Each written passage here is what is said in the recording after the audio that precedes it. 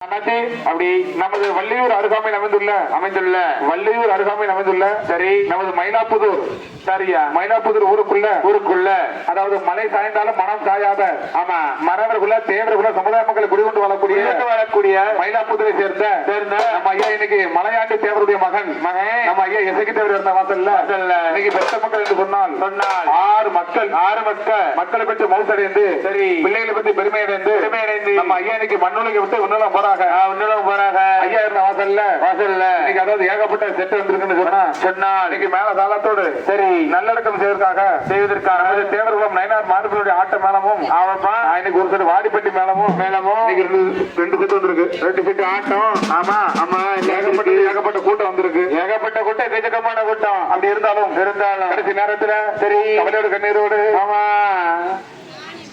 பல்லாக்கு குதிரையில் பவனி வரும் மீனாட்சி